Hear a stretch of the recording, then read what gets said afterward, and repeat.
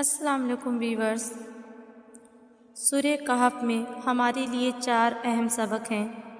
پہلا سبق ہمارے لیے یہ ہے کہ اللہ ہمیں ہمارے ایمان سے آزماتا ہے تاکہ وہ دیکھ لے اور ہم بھی دیکھ لیں کہ ہم اپنی زبانوں کے اور دعووں کے کتنے سچے ہیں، اور پھر جب ہم اس آزمائش میں ثابت قدم رہتے ہیں اور ڈگمگاتے نہیں ہیں تو اللہ ایسے طریقوں سے ہماری مدد فرماتا ہے جو انسانی سمجھ سے باہر ہیں۔ دوسرا سبق جو سورہ کہف ہمیں سکھاتی ہے وہ یہ ہے کہ مال و دولت صرف نعمتیں نہیں ہیں، بلکہ یہ ہماری آزمائش بھی ہے کہ ہم اللہ کا کتنا شکر ادا کرتے ہیں۔ ہمیں کبھی بھی یہ نہیں بھولنا چاہیے کہ دنیا میں جو بھی خیر، جو بھی بھلائی ہمیں ملتی ہے وہ اللہ کی طرف سے ملتی ہے، اور اگر ہم چاہتے ہیں کہ وہ بھلائی ٹھہر جائے اور ہمارے ہاتھ سے نہ جائے تو ہمیں اپنی نعمتوں میں عاجز رہنا چاہیے، کیونکہ جو رب دے سکتا ہے وہ واپس لینے پر بھی قدرت رکھتا ہے۔ یہ کبھی نہیں بھولنا چاہیے کہ دنیا اور اس میں موجود ہر شے عارضی ہے۔ تیسرا سبق یہ ہے کہ علم بھی امتحان ہوتا ہے کہ کہیں ہم مغرور تو نہیں ہو جاتے یہ سوچ کر کہ ہمیں سب کچھ پہلے سے ہی آتا ہے۔ ہمیں سب کچھ نہیں آتا، کامل علم صرف اللہ کا ہے۔ ہمارا علم بہت محدود ہے، اور اتنے سے علم کے ذریعے ہم اللہ کی حکمتیں اور مصلحتیں نہیں سمجھ سکتے، اس لیے ہمیں اللہ کے فیصلوں پر توکل رکھنا چاہیے، کیونکہ ہو سکتا ہے جو چیز ہمیں بری لگ رہی ہو وہ اصل میں ہمارے لیے اچھی ہو، اور جو ہمیں اچھی لگ رہی ہو وہ اصل میں ہمارے لیے بری ہو۔ چوتھا سبق یہ ہے کہ طاقت بھی اللہ کی طرف سے آزمائش ہوتی ہے۔ وہ جس انسان کو طاقت دیتا ہے وہ اس انسان کو اس بات پر آزماتا ہے کہ وہ اس طاقت کو انصاف کے لیے استعمال کرتا ہے یا پھر کمزور کو کچلنے کے لیے استعمال کرتا ہے۔ نیزے ہر شے ہمارا امتحان ہے۔ یہ چاروں مختلف کہانیاں ہمیں ایک ہی سبق دیتی ہیں، اور وہ سبق یہ ہے کہ ہر چیز اپنے ساتھ ٹیسٹ لے کر آئی ہے، اور اس ٹیسٹ میں بس وہی پاس ہوتا ہے جو اپنے رب کو نہیں بھولتا، کیونکہ انسانی فطرت یہ ہے کہ وہ نعمت عطا ہو جانے پر سرکش ہو جاتا ہے اور اپنی حدود بھول جاتا ہے، اور اس کی یہ حرکت اسے فنا کر دیتی ہے۔ مت بھولا کریں کہ نعمتیں اپنے ساتھ بہت سی ذمہ داریاں لے کر آتی ہیں جو ہمیں پوری کرنی ہوتی ہیں۔ دعاؤں میں حقیقت پسندی سے کام نہیں لیتے، اللہ سے مانگتے ہوئے اپنی دعاؤں کو محدود نہیں کرتے۔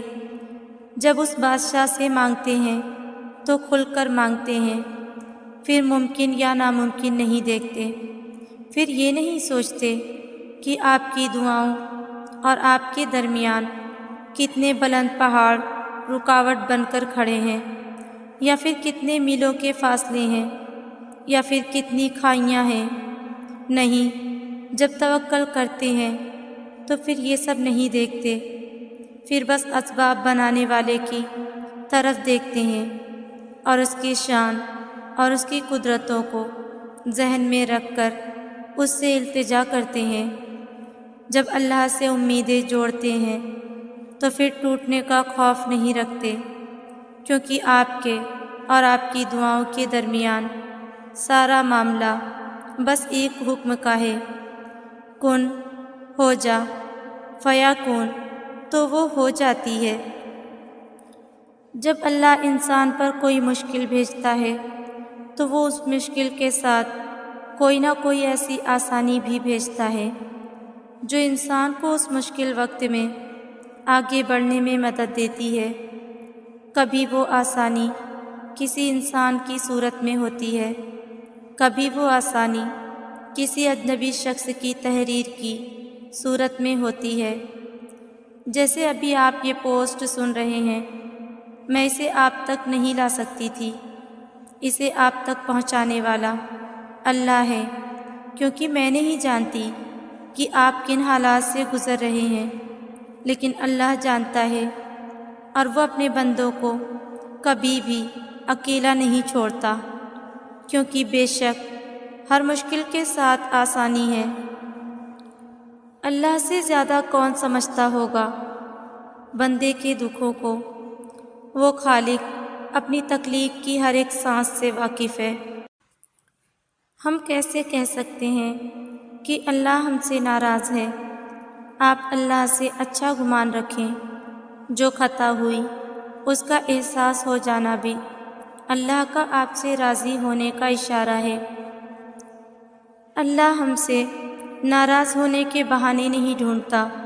وہ اللہ ہے، وہ کریم ہے، وہ رحیم ہے، وہ آپ کو محبت سے دیکھتا ہے، بے حد محبت سے۔ مجھے اس ساری دنیا میں واحد اس کے احساس میں یہ مان ملتا ہے کہ وہ مجھ سے محبت کرتا ہے، اور میں کیسی بھی ہوں، کسی بھی حال میں ہوں، وہ مجھے تنہا نہیں چھوڑے گا۔ وہ مجھے تھامے ہوئے ہے، وہ مجھے تھامے رکھے گا، اور بس زندگی کی آزمائشوں کے تپتے صحرا میں اس ساری دنیا سے الگ بس ایک وہ میرا مان، میرا سہارا، صاحبہ ہے۔ بس اللہ پر یہی مان رکھیں۔ یہی مان جینے کی وجہ، مرنے کی آسانی، مشکلوں میں جینے کی سر و سامانی ہے۔ باقی ہر شے کو فنا ہے۔ ہر آزمائش ہر شے کی حقیقت منکشف کرتے ہیں۔ واحد اللہ کو آپ کا رازدان، مہربان، قدردان اور مہرماں کرتی جائے گی۔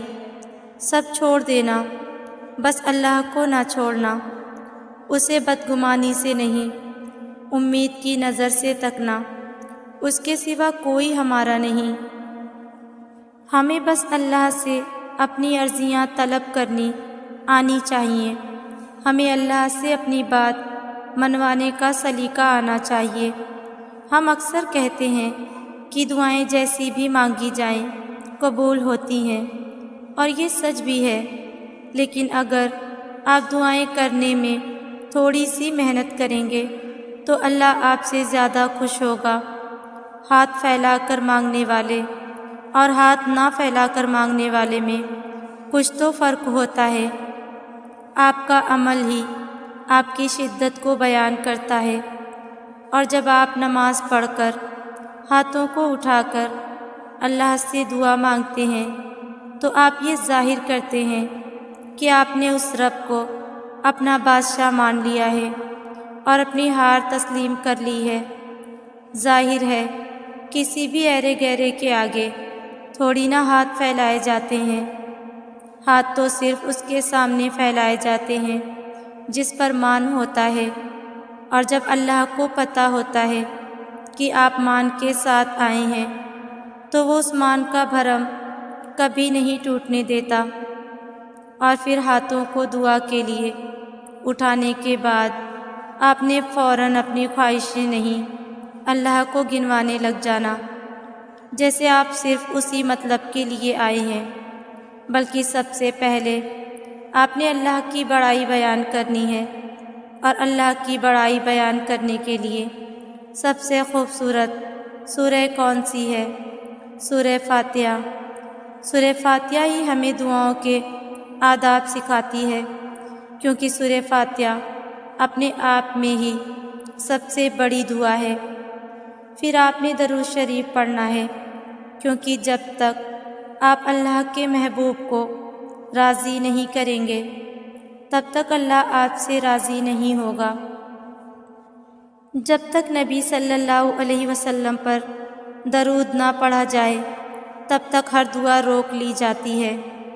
تو آپ نے پہلے دعاؤں کا راستہ بنانا ہے، پھر ہی تو دعائیں منزل تک پہنچیں گی، اور پھر جو دل چاہے مانگیں، بے پناہ مانگیں، بے انتہا مانگیں، اور انشاءاللہ اللہ ضرور قبول کرے گا۔